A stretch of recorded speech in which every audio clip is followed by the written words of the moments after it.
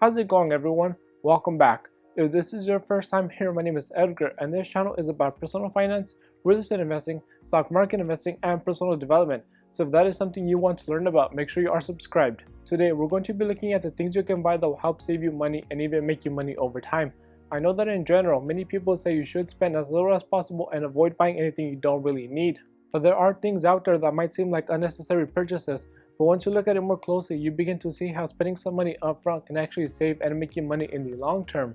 For example, Warren Buffett is probably the best known billionaire who is extremely frugal, yet he travels on private jets and not on commercial flights.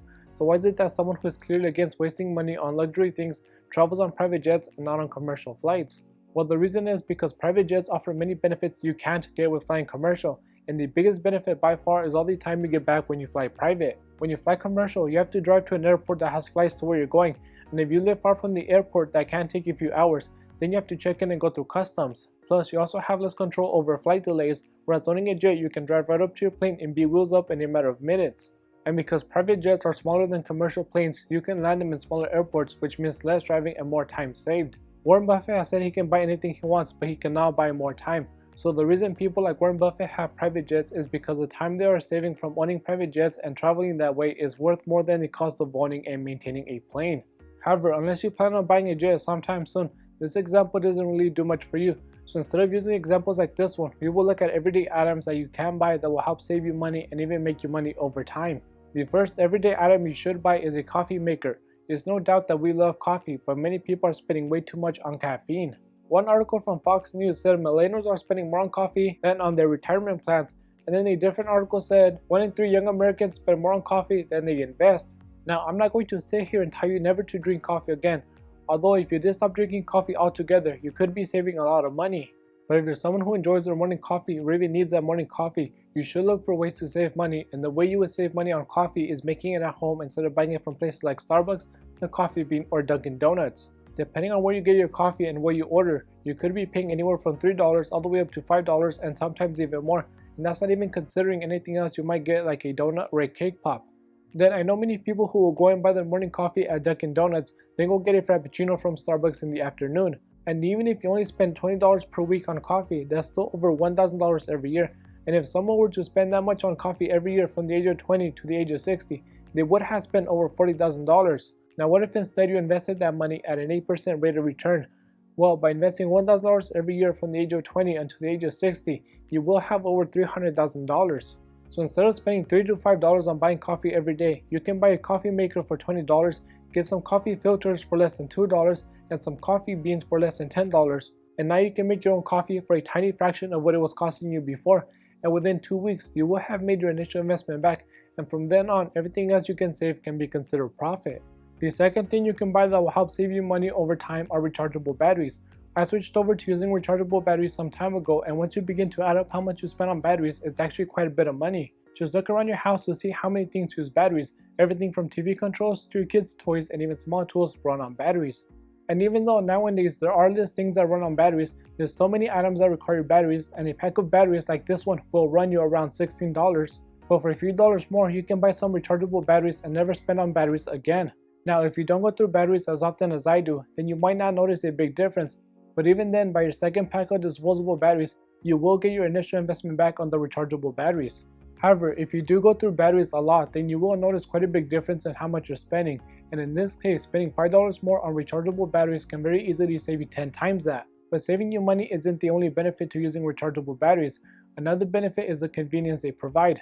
I'm sure that everyone has needed batteries at some point and you didn't have any, so you either had to go to a store and buy some, or you stole the batteries out of something else in your house. But either way, you're going to have to go to a store and buy batteries, and if every time you run out of batteries you're going to the store, even if it's around the corner, that's time you are wasting, and as they say, time is money. So instead of wasting money on disposable batteries, go get yourself some rechargeable batteries and save yourself time, money, and the inconvenience of running out of batteries. The next thing you should buy that will help save you money is a reusable water bottle. The cost of bottled water is so crazy expensive. I mean, have you seen the price on those small Fiji water bottles that cost $3 to $5? Or have you ever been out somewhere and you have no choice but to buy water from the vendor carts that mark up the price by 2 or 3 times? And even if you buy water in bulk from stores like Costco or Target and you get those 24 packs, which are less expensive than buying individual bottles, you're still spending more than you need to. And on top of what we're paying for water, many people don't even finish the entire bottle, so now you're overpaying for water and you're wasting even more money by not finishing it. Plus, when you buy single-use water bottles, you're mainly paying for the plastic bottle itself, and in most cases, a gallon of bottled water can cost around $10, which is many times more expensive than the filtered water you can get from your fridge.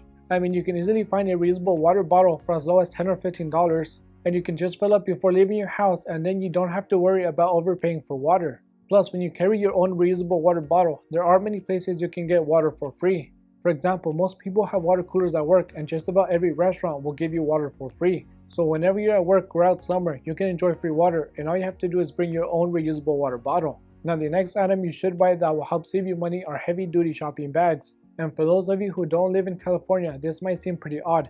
However, those who live in California know exactly what I'm talking about.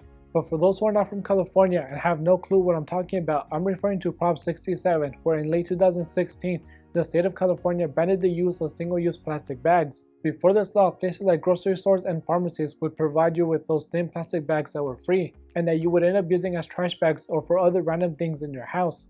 And although that might still be the way it works in other states, it doesn't work like that in California, because now whenever you go to a store, you have to pay 10 cents or sometimes even more for every bag the store gives you.